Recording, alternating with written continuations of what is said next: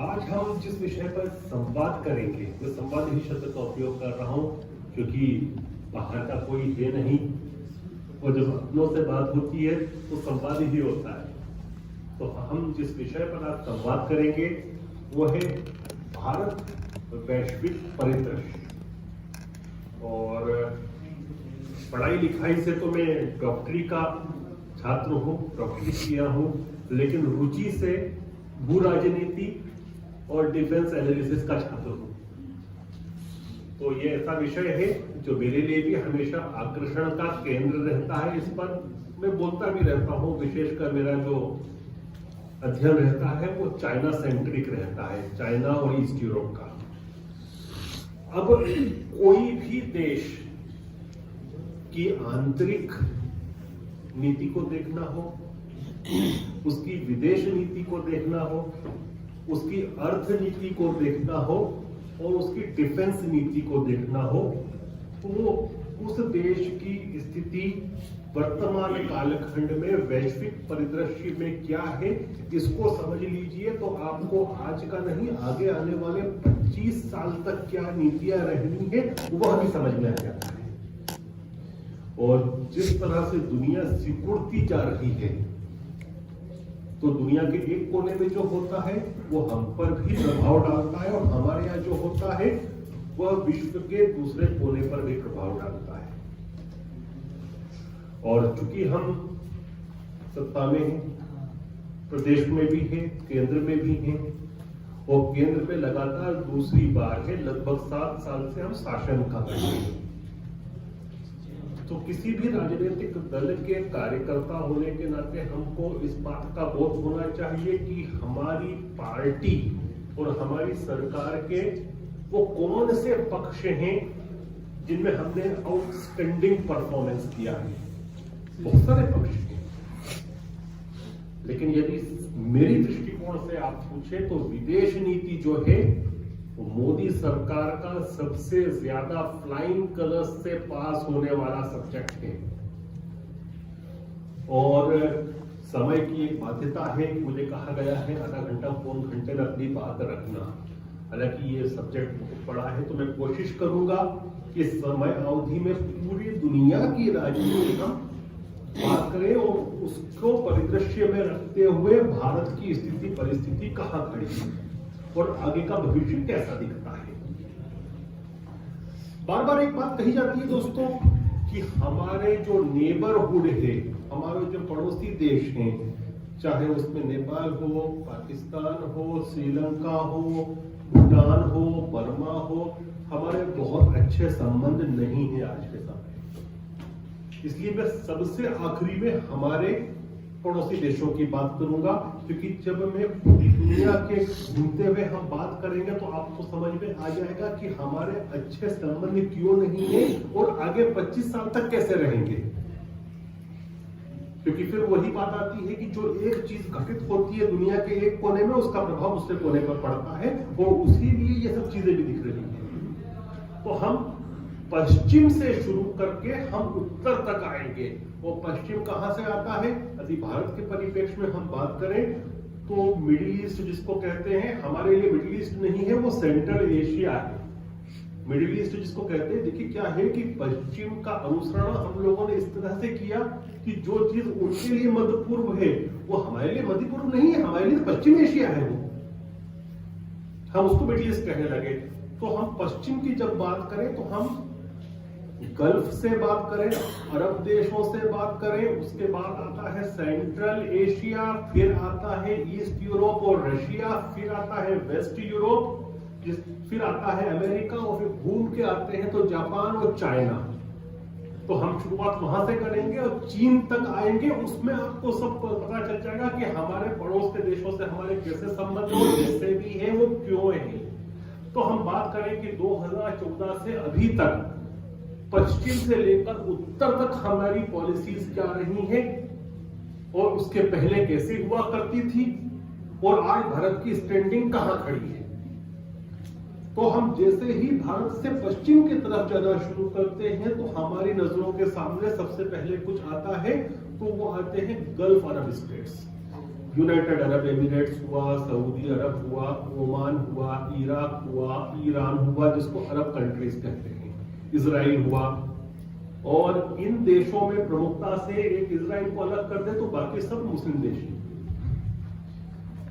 भारत के साथ अरब देशों के संबंध हमेशा अच्छे रहे, लेकिन 2014 से पहले एक चीज देखी जाती थी कि OIC, organisation of Islamic cooperation, जो कि 54 देशों का समूह है और यूनाइटेड नेशंस के बाद सबसे बड़ा समूह बनता है, वो हमेशा पाकिस्तान की तरफदारी करता था, चाहे विषय कश्मीर का हो या कोई अन्य विषय हो। 2014 के बाद से जो परिवर्तन हमने देखा कि वो आज पाकिस्तान का सहयोग नहीं करते हैं, वो सहयोग हिंदुस्तान का करते हैं। वो किस हद तक पाकिस्तान का सहयोग हुआ करता था कि जब OIC की नींव पड़ी थी तो भारत ने प्रस्ताव ये रखा था, वो प्रस्ताव गलत नहीं था कि इंडोनेशिया के बाद सबसे ज्यादा यदि मुस्लिम है तो भारत में है, तो इसका सदस्य हमको भी होना चाहिए। और मैं कहता हूं सदस्य होना नहीं होना एक अलग बात है। ऑब्जर्वर का स्टेटस जब रशिया को मिला हुआ है, क्योंकि रशिया में लगभग 12 से 13% मुस्लिम थे, तो उनको ऑब्जर्वर स्टेटस मिला, लेकिन भारत को नहीं मिला था। वो क्यों नहीं मिला था? क्योंकि पाकिस्तान बार बार उस पर वीटो भी लेता था। वो पाकिस्तान ये कहता था कि यदि भारत आया तो हम हट जाएंगे, और उसके दबाव में सारे फैसले लिए जाते थे, भारत के खिलाफ स्टेटमेंट्स दिए जाते थे। वो जो स्टेटमेंट्स हुआ करते थे वो वेस्टर्न प्रेस में भी जाते थे, वातावरण निर्मित एंटी इंडिया होता था। लेकिन हुआ क्या कि 2014 में हमारी सरकार बनती है, उसके बाद OIC की बैठक में विशेष आमंत्रण किसी को दिया जाता है, तो उस समय हमारी मध्य प्रदेश की सांसद और देश की विदेश मंत्री सुषमा स्वराज को बुलाया जाता है, और इसके ऊपर पाकिस्तान बायकॉट करता है। किस लेवल तक करता है कि हम उस बैठक में नहीं जाएंगे। यूनाइटेड अरब एमिरेट्स में वो बैठक होती है, UAE कहता है कि चाहे पाकिस्तान नहीं आए, लेकिन सुषमा स्वराज को यहां पर बुलाया जाएगा अतिथि के रूप में। फिर हमने देखा कि जब आर्टिकल 370 में जब हमने संशोधन किया, तब पाकिस्तान ने सबसे पहले कहीं अप्रोच किया तो OIC के मंच को, प्लेटफॉर्म को किया, लेकिन वहां पर भी उसको समर्थन नहीं मिला। बल्कि जो वहां के बड़े देश थे, चाहे यूनाइटेड अरब एमिरेट्स हो या सऊदी अरेबिया हो, इन्होंने भारत का समर्थन किया और उन्होंने ये कहा, UAE ने तो बड़े बाकायदा बाद में भारत के साथ, वो भारत के साथ नहीं, कश्मीर के साथ, हमारे कश्मीर के राज्य के साथ MOU साइन किया। और उन्होंने कहा कि ये हिंदुस्तान का आंतरिक विषय है, इसको कहते हैं विदेश नीति। हमने ये विदेश नीति और कूटनीति के माध्यम से करके दिखाया, जो 60 साल में नहीं हो पाया था। तो बतौर कार्यकर्ता हमको छाती ऊपर करने का, छाती फुलाने का, 56 इंच का सीना दिखाने का एक ये बहुत बड़ा बिंदु है कि 56 मुस्लिम कंट्रीज ने पाकिस्तान का समर्थन नहीं करते हुए नरेंद्र मोदी जी के हिंदुस्तान का समर्थन किया, और 6 इस्लामिक देशों ने, जिसमें मालदीव्स के अलावा सारे खाड़ी के देश थे, हमारे प्रधानमंत्री जी को वहां का सर्वोच्च नागरिक सम्मान भी दिया। उसमें सऊदी अरब, बहरीन, यूनाइटेड अरब एमिरेट्स, फिलिस्तीन, फिर अफगानिस्तान पास में और मालदीव, इन 6 मुस्लिम देशों ने अपना सर्वोच्च सम्मान किसी को दिया, तो भारत के प्रधानमंत्री नरेंद्र मोदी जी को दिया। आज तक किसी कांग्रेस के किसी प्रधानमंत्री को नहीं मिला था। जबकि लोग हमारे ऊपर झूठे तंज क्या लगाते हैं कि मुस्लिम्स पसंद नहीं करते बीजेपी को, मोदी जी को। ये सबसे बड़ा तमाचा है ऐसा कहने वालों के चेहरों पर। फिर हम और आगे चले, वहीं पर चलते हैं, तो यहां पर भी हमने अपनी विदेश नीति को स्वतंत्र रखा है। हमने अपनी विदेश नीति को बेड़ियों में नहीं बांधा। जहां हमारा फिलिस्तीन से संबंध है और फिलिस्तीन मोदी जी को अपना सर्वोच्च नागरिक पुरस्कार देता है, वहीं इजराइल से भी हमारे वैसे ही ताल्लुक है। चाहे हैमर मिसाइल लेने की बात हो या फिर स्पाइडर सिस्टम लेने की बात हो, माशावे के थ्रू एग्रीकल्चर के रिफॉर्म्स के लिए काम किया गया हो, ड्रिप इरिगेशन हो या उन्नत के खेती के लिए बहुत सारे, विशेषकर हरियाणा में जो कार्यक्रम चल रहे हैं वो इजराइल चला रहा है। हमारे दोनों से संबंध है। पहले ये हुआ करता था कि भारत इजराइल से संबंध रखता था, गोपनीय संबंध होते थे। हमने खुल के संबंध रखे इजराइल से भी, हमने खुल के संबंध रखे फिलिस्तीन से भी, और हम यूएन में ये भी कहते हैं कि हम 2 स्टेट पॉलिसी इजराइल और फिलिस्तीन के ऊपर विश्वास रखते हैं। जहां हमको लगता है कि हम फिलिस्तीन का सपोर्ट करना होता है, हम यूनाइटेड नेशंस में मोदी सरकार फिलिस्तीन का समर्थन करती है। जहां हमको लगता है कि इजराइल का समर्थन करना चाहिए, हम इजराइल का समर्थन करते हैं। और अभी अभी मिडिल ईस्ट में एक नया क्वाड बना है जिसमें 4 देश हैं, America, Hindustan, United Arab Emirates और इजराइल। तो हम वहां पर आर्थिक रूप से भी खेल रहे हैं और स्ट्रेटेजिक रूप से भी खेल रहे हैं। इसको कहते हैं वास्तव में नॉन अलाइनमेंट, जो नेहरू जी हमेशा कहा करते थे कि हम नॉन अलाइन मूवमेंट चलाते हैं। वो मूवमेंट चलाते रहे, लेकिन स्वतंत्र non align policy Modi ji ने करके दिखाई। ये हमको हर व्यक्ति को बताना आवश्यक है कि हम इजराइल के साथ भी उतना ही करीब हो सकते हैं, फिलिस्तीन के साथ भी उतना ही करीब हो सकते हैं और हमारे हितों के सिद्धि भी कर सकते हैं। और आप ये देखिए कि आज हमने पाकिस्तान को इसी डिप्लोमेसी से इतना अकेला कर दिया है कि सऊदी अरब से अभी उसको जो लोन मिला है वो 4%, 3.5-4% की दर पे मिला है। फ्रेंडली लोन अंतरराष्ट्रीय स्टेज पे कहा जाता है कि आधा परसेंट 1% पे मिलता है। तो हमने इतना दूर कर दिया। हम मिडिल ईस्ट में आज के समय सऊदी अरब के साथ भी नेवल एक्सरसाइजेस करते हैं, यूनाइटेड अरब एमिरेट्स के साथ भी करते हैं, इजराइल के साथ भी करते हैं। और इससे भी बड़ा यदि कोई शिफ्ट देखना हो और ये देखना हो कि विदेश नीति स्वतंत्र किसको कहते हैं, देखिए इजराइल, सऊदी अरब और यूएई एक ही है, दिखते अलग अलग हैं लेकिन एक ही है, पॉलिसीज एक ही है, वो वेस्टर्न ब्लॉक के हैं। लेकिन ईरान जो है, ईरान और इजराइल 136 के प्रतिद्वंदी नहीं, 136 का आंकड़ा है, लेकिन हिंदुस्तान के संबंध ईरान से भी उतने ही अच्छे हैं जितने इजराइल से हैं। मेरे इजरायली दोस्तों से बात होती है तो वो ये कहते हैं कि तुम अजीब देश हो, तुम हमारे भी इतने करीब हो कि हमारे प्रधानमंत्री भी तुमको इतनी ही इज्जत देते हैं और तुम ईरान के भी इतने करीब हो और तुम दोनों जगह अपने हितों को साथ लेते हो। इसको कहते हैं कूटनीति। जब अमेरिका ने सैंक्शंस लगाए ईरान के ऊपर, तो एक देश था जिसको सैंक्शंस से भी छूट मिली कि वहां की जो छावर की बंदरगाह है जिसको भारत डेवलप कर रहा है, वो अमेरिकी सैंक्शंस में नहीं आती है। ईरान और इजराइल एक दूसरे को फूटी आंख नहीं सुहाते, एक दूसरे की तरफ देख नहीं सकते। मैं तो ये कहता हूं कि हो सकता है सरकारें जो करती हैं वो जरूरी नहीं, पार्टी को भी बताए, बहुत सारी चीजें होती हैं जो आपको और हमको, पार्टी को भी नहीं पता चलेगी, क्योंकि सरकार अपनी गोपनीयता रखती है राष्ट्र के हित में। और इसीलिए जब पद और गोपनीयता की शपथ ली जाती है, मैं तो ये भी कहता हूं कि कहीं ना कहीं हिंदुस्तान ही लिंक होगा जो ईरान, यूएई, सऊदी अरब और इजराइल के बीच भी बात कर रहा होगा। ये हमारा स्टेटस है। और आप मिडिल ईस्ट के किसी भी कंट्रीज में जाए, मैं कई कंट्रीज में गया हूं, हिंदुस्तानियों को इतनी इज्जत से देखा जाता है कि हम एक अच्छे देश से हैं, हम एक ऐसे देश से हैं जो नैतिकता के आधार पर चलता है, जिस पर विश्वास किया जा सकता है और हिंदुस्तानियों पर विश्वास किया जाता है। अब हम और पश्चिम में चलते हैं तो आता है एक बहुत महत्वपूर्ण साथी जिसका नाम है रशिया। बहुत से लोगों ने बहुत सारी बातें की थी कि मोदी जी जो हैं वो ट्रंप के इतने नजदीक जा रहे हैं कि रशिया हमसे बिछड़ रहा है और ये दोस्ती जो है जो पिछले 60-70 साल से चल रही थी, अब जो है वो टूटन की कगार पर आ गई है। लेकिन हमने बार बार ये प्रूव कर दिया कि यहाँ पर भी मोदी जी की जो पॉलिसीज हैं, भारत सरकार की जो विदेश नीति है, वो स्वतंत्र है और स्वतंत्र ही रहेगी।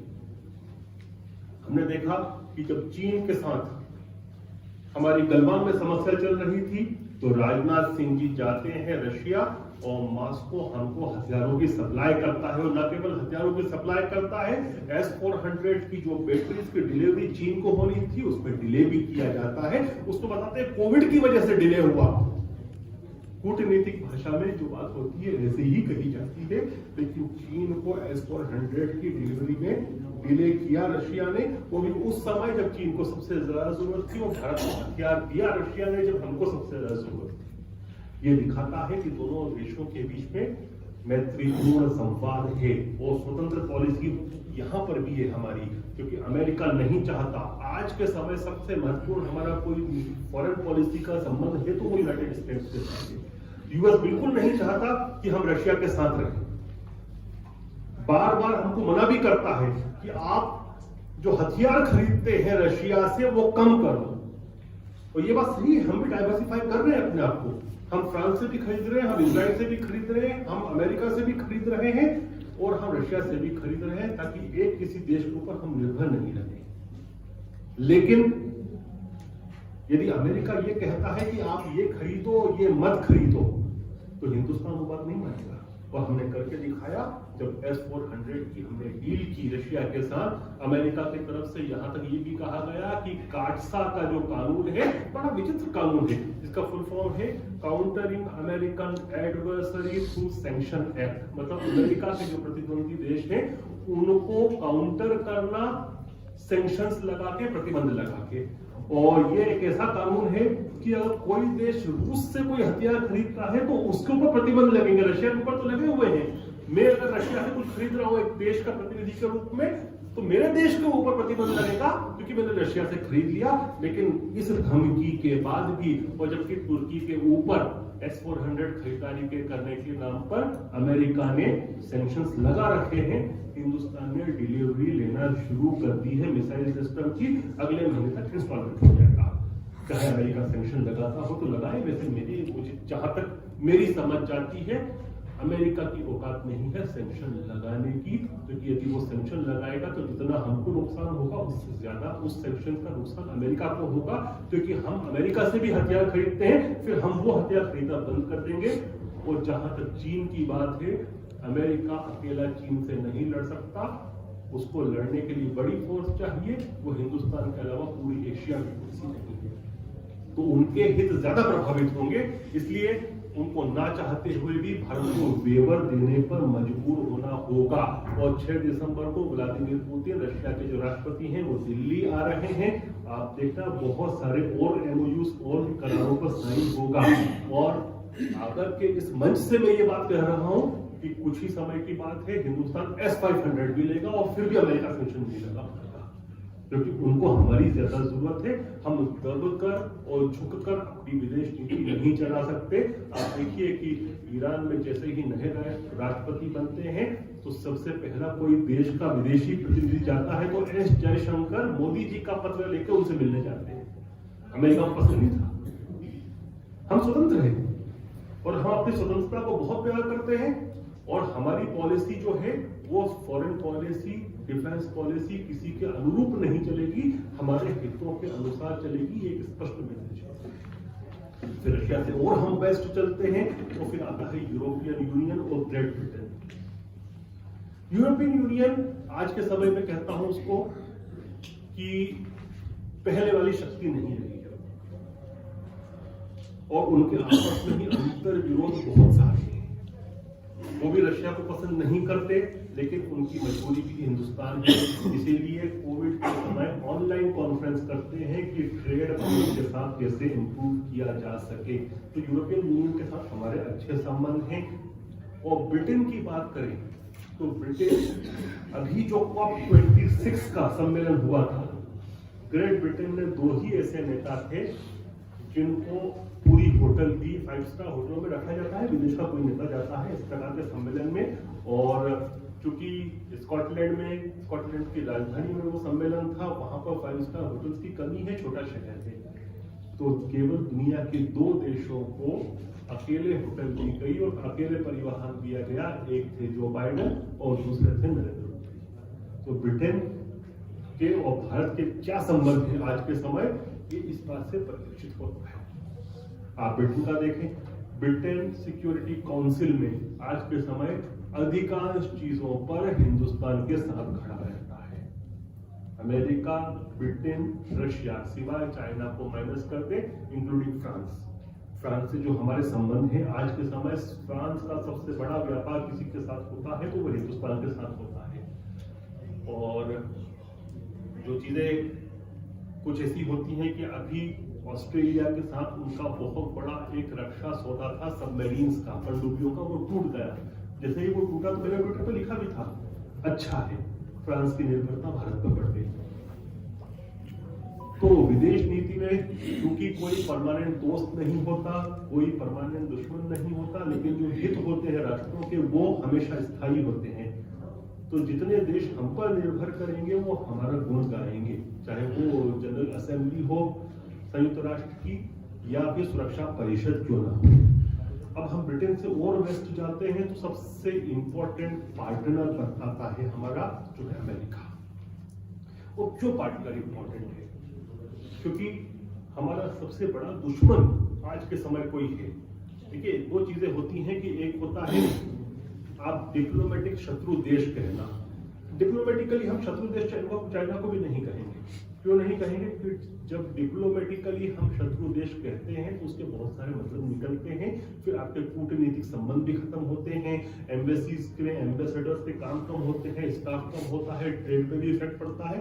तो हम कूटनीतिक भाषा में तो उसको शत्रु देश नहीं कहेंगे, लेकिन वास्तविक भाषा में हिंदुस्तान का सबसे बड़ा दुश्मन है तो वो चाइना है। पाकिस्तान को मैं काउंट ही नहीं करता। क्यों काउंट नहीं करता? क्योंकि उसकी जो अर्थव्यवस्था है हमसे 10 गुना छोटी है, उसका जो लैंड एरिया है वो हमसे कई गुना छोटा है, उसका जो ह्यूमन कैपिटल है हमसे बहुत कम है। यदि आप बात करें उसकी जनसंख्या में वो उत्तर प्रदेश इतना है, और यदि उसकी इकोनॉमी की बात करें तो वो तमिलनाडु से छोटी इकोनॉमी है। तो मैं उसको इसलिए दुश्मन नहीं मानता, इतना बड़ा दुश्मन है, लेकिन दुश्मन ऐसा है कि जिसको हम जब चाहे जब ठीक कर सकते हैं।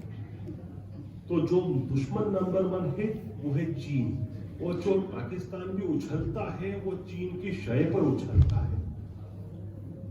चीन के जिस प्रकार से संबंध है, चीन को जो कश्मीर का, हमारे कश्मीर का उसने हिस्सा दे रखा है, जिस प्रकार से गिव एंड टेक के रिलेशन बना रखे हैं, तो मैं कहता हूं कि जब वॉर होगी पाकिस्तान के साथ तो चीन बीच में नहीं आएगा, लेकिन जब चीन के साथ होगी तो हो सकता है कि पाकिस्तान से भी हमको समय लेना पड़े।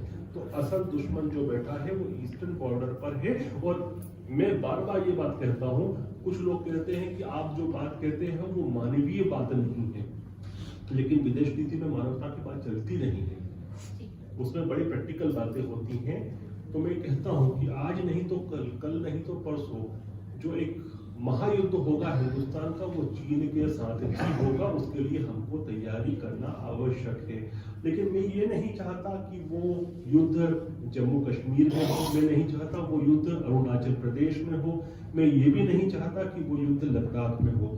हम युद्ध चीन से करें और अंतिम व्यक्ति तक युद्ध करेंगे, और अंतिम व्यक्ति लेकिन जो हो वो हिंदुस्तान का नहीं हो, वो अंतिम व्यक्ति वियतनाम का हो, वो अंतिम व्यक्ति लाओस का हो, वो अंतिम व्यक्ति इंडोनेशिया का हो, वो अंतिम व्यक्ति ताइवान का हो। इसलिए हमको आवश्यक है कि हम साउथ चाइना सी में जितना दूर जाके लड़े उतना बेहतर है। जैसे अमेरिका ने 2 विश्व युद्ध लड़े, उसने यूरोप की धरती पे लड़े, अपनी धरती पे नहीं लड़े, और इसीलिए अभी तक उसकी जो स्थिति बनी हुई है, एक हेजेमन जिसको कहते हैं अंग्रेजी में, कि जो नेतृत्व करता देश की तरह, एक पावरफुल देश की तरह है, क्योंकि उसने अपनी भूमि पे जंग नहीं लड़ी, दूसरे के संसाधन पर, दूसरे के मानव संसाधन पर लड़ी। तो मैं कहता हूं कि जंग तो लड़नी है, लेकिन हिंदुस्तान आखिरी हिंदुस्तानी तक नहीं लड़नी है, आखिरी वियतनामी, आखिरी ताइवान वाला, आखिरी इंडोनेशियन, आखिरी लाओसियन, आखिरी जापानी तक के लड़नी है। तो वो युद्ध कहाँ होगा? वो होगा मलक्का स्ट्रेट्स के पास, वो युद्ध होगा साउथ चाइना सी में, वो होगा ईस्ट चाइना सी में, वो होगा जापान के सागर में। इसके लिए सबसे महत्वपूर्ण हमारा अलायंस बनता है, और नेचुरल अलायंस बनता है अमेरिका के साथ। वो इसलिए बनता है क्योंकि इनमें से जो ज्यादातर देश हैं, चाहे वो फिलीपींस हो, चाहे जापान हो, चाहे दक्षिण कोरिया हो, इन सब में अमेरिका की फौजें बैठी हैं। और द्वितीय विश्व युद्ध होगा, कोल्ड वॉर शीत युद्ध शुरू हो चुका है, और ये शीत युद्ध पिछली बार से अलग है, क्योंकि पिछली बार जो था वो अमेरिका और सोवियत संघ के बीच में था। सोवियत संघ एक बड़ी शक्ति थी लेकिन गरीब शक्ति थी। आज का जो शीत युद्ध है वो चीन के साथ है, अमेरिका के मित्र, उसमें हम भी आते हैं। मैं अलाई नहीं कहूंगा क्योंकि हमारी कोई ट्रीटी नहीं है उनके साथ, लेकिन मित्र देशों में हम भी आते हैं। वर्सेस चाइना और चाइना के मित्र, लेकिन चाइना के मित्र बहुत कम हैं। चाइना के असली मित्र यदि कोई है तो वो दो देश हैं, एक है नॉर्थ कोरिया, दूसरा पाकिस्तान। तीसरा कोई मित्र देश चाइना का नहीं है। ये सबसे बड़ा एडवांटेज है हिंदुस्तान का भी और अमेरिका का भी। और इसमें सबसे बड़ी कोई दो शक्ति है तो नेवल पावर के रूप में कोई है तो वो अमेरिका है, जो साउथ चाइना सी और इंडो पैसिफिक में जिसकी प्रेजेंस है। और सैन्य शक्ति के रूप में कोई है तो हिंदुस्तान है। और ये गठजोड़ ही आगामी जब भी बड़ा युद्ध होगा वो लड़ेगा और जीतेगा। इसलिए मैं कहता हूँ कि सबसे महत्वपूर्ण हमारा कोई संबंध है, रिश्ता है आज के समय तो यूनाइटेड स्टेट्स के साथ है। और वो इसलिए है क्योंकि ये नेचुरल संबंध है, अननेचुरल नहीं। और नेचुरल संबंध किसको कहते हैं? जब एक दूसरे के हित को एक जैसे हो, एक दूसरे की हित सिद्धि के रास्ते एक जैसे हो, एक दूसरे का दुश्मन एक जैसा हो, तब आप फिर स्वाभाविक मित्र बन जाते हो। हालांकि अपने अपने हित सब देखते हैं, लेकिन स्वाभाविक मित्र तब बनते हो जब आपके दुश्मन समान हो, जब आपकी नीतियां समान हो और क्षेत्र समान हो जहां आपको लड़ना है। तो हम स्वाभाविक मित्र आज के समय अमेरिका के हैं। इसीलिए आपने देखा होगा कि हमारी सरकार ने जितने अमेरिका के साथ निकटता बढ़ाई इससे पहले कभी नहीं बढ़ी। और ये कहने कोई गुरेज नहीं है कि आज के समय भारत और अमेरिका के संबंध अपने इतिहास में सबसे अच्छे हैं। फिर और आगे चलते हैं और ईस्ट की तरफ आते हैं तो आता है जापान, वियतनाम, चीन। ये वाला क्षेत्र आता है। चीन के विषय में मैं क्या बोलूं? आप भी जानते हैं कि चीन हमारा प्रतिद्वंदी है और रहेगा। अब इस पे जो इस क्षेत्र में चीन की घेराबंदी कैसे हो रही है? क्वाड के माध्यम से। क्वाड क्या है? एक समूह है 4 मित्र देशों का, भारत, अमेरिका, ऑस्ट्रेलिया और जापान। और यदि आप देखें तो ये चारों देश मिलकर घेरते हैं चाइना को। समय पड़ने पर जब युद्ध होगा तो इसी पूरे क्षेत्र में टकराव होगा। और इसीलिए मैं कहता हूं कि आखिरी व्यक्ति तक हम लड़े, लेकिन उस क्षेत्र में जाकर लड़े, क्योंकि पहला हमला मुझे लगता है कि होता है तो वो होगा ताइवान पे, दूसरा होगा जापान। क्योंकि हिंदुस्तान पे इतना आसान नहीं है हमला होना। बड़ी फौज है, बड़ा देश है, चीन के लिए भी मुश्किल है, लेकिन हम सब चीजों के लिए तैयार हैं।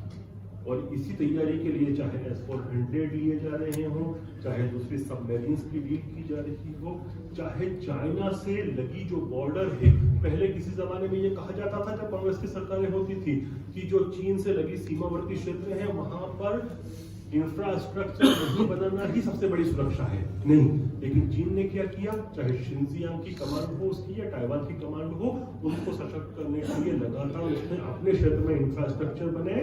लेकिन भारत के पास इंफ्रास्ट्रक्चर नहीं था।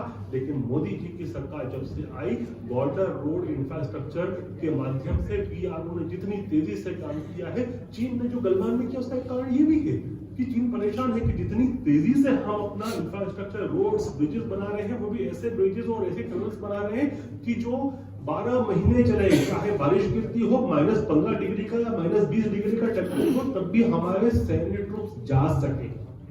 तो चीन की घेराबंदी इस प्रकार से हो रही है। अब अंतिम टॉपिक जो है वो है कि आस पड़ोस के देशों से संबंध। इसको यदि आप इतिहास के चश्मे से देखेंगे तो आप पाएंगे कि जब भी शीत युद्ध बड़ी शक्तियों के बीच में होता है तो जो छोटे छोटे देश होते हैं सबसे ज्यादा फायदा उठाते हैं। कभी वो एक शक्ति के साथ होते हैं तो कभी दूसरी शक्ति के साथ होते हैं। सबसे अच्छा उदाहरण इसका देखना हो तो जब सोवियत संघ और अमेरिका का शीत युद्ध चल रहा था, तब टर्की की पोजीशन ऐसी थी कि वो कभी USSR से, सोवियत संघ से लाभ ले लेता था तो कभी अमेरिका से लेता था। तो जो भी छोटा देश होगा और बफर स्टेट होगा वो हमेशा यही करेगा।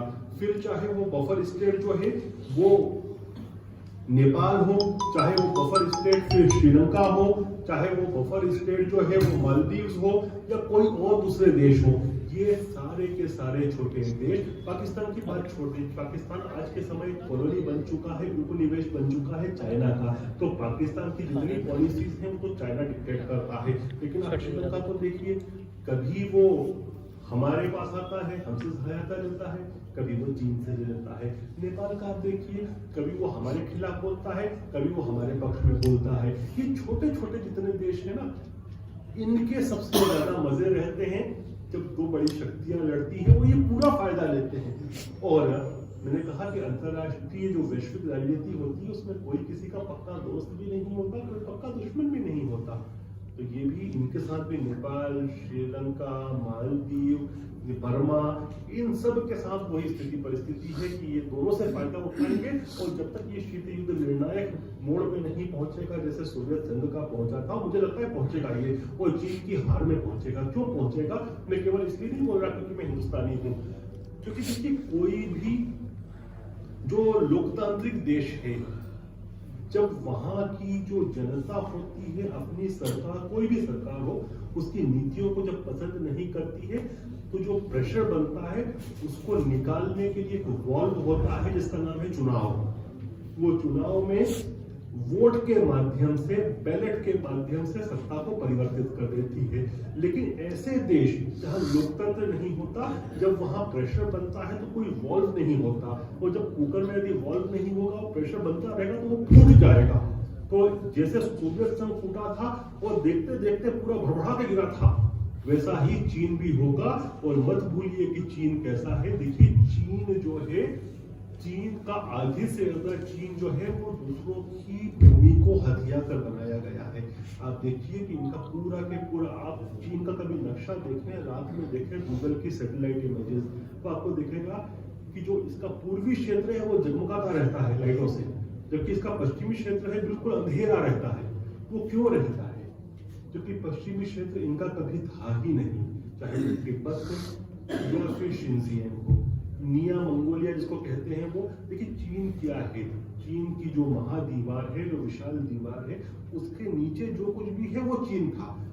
उसके ऊपर से आक्रमण नहीं हो इसलिए तो चीनी राजाओं ने उस दीवार को बनाई थी। लेकिन इन्होंने क्या किया कि उसके ऊपर भी माओ सेतुंग ने जब अपनी क्रांति तथाकथित कम्युनिस्ट क्रांति की, तो सबसे पहले उसने कब्जा किया इन्हीं क्षेत्रों पर, चाहे वो तिब्बत हो, वो उगिरों का क्षेत्र शिनजियांग हो, चाहे वो निया मंगोलिया, आधे मंगोलिया को उन्होंने हड़प लिया हो, चाहे मंचूरिया जिसको कहते हैं, मंचूरिया है कुछ भी नहीं, वो कोरिया है, वो नॉर्दर्न पार्ट ऑफ कोरिया है। और एक समय वो था जहां पर जब northern most part of Korea जिसको मंचूरिया कहते हैं, वहां चीनियों को जाना निषेध था। यदि चीनी जाते थे तो उनको मार दिया जाता था। आज उसको भी उन्होंने एक्वायर कर रखा है। तो चीन जब फूटेगा तो उसमें से कई टुकड़े निकलेंगे, और इतने टुकड़े निकलेंगे जैसे सोवियत संघ में से निकले थे, और चीन की स्थिति बचेगी। आज जितना चाइना है, 1/3 ही लैंड मास बचेगा, वो असली चाइना होगा। और चीन की भारत से कभी बॉर्डर लगी भी नहीं थी, हमारी बॉर्डर लगी हुई थी बेसिकली तिब्बत से।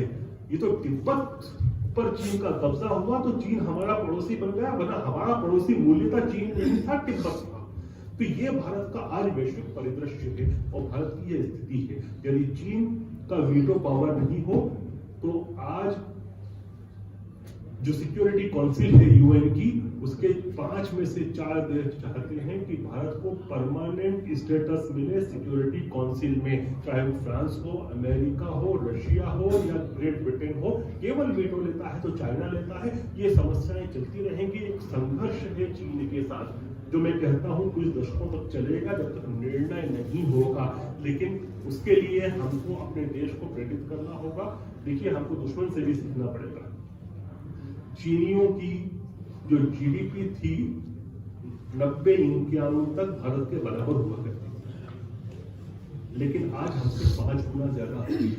और वो ऐसे नहीं हुई है, चीनियों ने बहुत मेहनत करी, 16-18 घंटे काम किया है। हम हिंदुस्तानियों को भी 16-18 घंटे काम करना होगा। मुझे बहुत बुरा लगता है जब मैं युवाओं को देखता हूँ कि चाय की दुकान पर बैठे रहते हैं, दिन में वो पान की दुकान पर खड़े रहते हैं। जब तक ये कल्चर खत्म नहीं होगा, समय वेस्ट करने का कल्चर खत्म नहीं होगा। ऑफिस में मैं भाग्य रहा मेरा कि कुछ साल इंग्लैंड में भी रहा हूँ, तो व्यक्ति सुबह 9 बजे ऑफिस जाता है और उसका 5 बजे तक समय होता है, तो वो कुछ भी नहीं करता है, वो फोन तक नहीं उठाता है, केवल काम करता है। 5 बजे बाद वो कोई काम नहीं करता है, फिर वो अपनी लाइफ जीता है। तो हमको भी हमारे ऑफिस में वो कल्चर लाना होगा, और हम सत्तारूढ़ दल में हैं, हमको वॉच करना होगा। हमारे जनप्रतिनिधि भी बैठे हैं, हमारे कुछ पूर्व जनप्रतिनिधि भी बैठे हैं यहाँ पर, कि ऑफिस में 10 बजे अधिकारी पदाधिकारी आ रहे हैं कि नहीं आ रहे हैं, और 5 बजे तक काम कर रहे हैं कि नहीं कर रहे, टाइट करना पड़ेगा। हमारे युवक क्या कर रहे हैं, हमको ध्यान देना पड़ेगा कि जो वर्किंग आवर्स होते हैं उसमें क्या कर रहे हैं। वो सुबह कितनी बजे उठ रहे हैं, 8 बजे 9 बजे सो के उठ रहे हैं क्या? और आप तो 2 बजे तक सो रहे हैं क्या? बीच में क्या कर रहे हैं? जब तक हिंदुस्तान 15-16 घंटे काम नहीं करेगा तो जो हम बड़ा स्वप्न सजा रहे हैं कि हम विश्व की शक्ति बन जाए, महाशक्ति बन जाए, तब तक नहीं बन सकते। और इस दुनिया की सबसे बड़ी पार्टी होने के नाते हमारा कर्तव्य बनता है कि हम अधिकारियों को टाइट करें और युवाओं को दिशा दिखाएं। जय हिंद, जय भारत।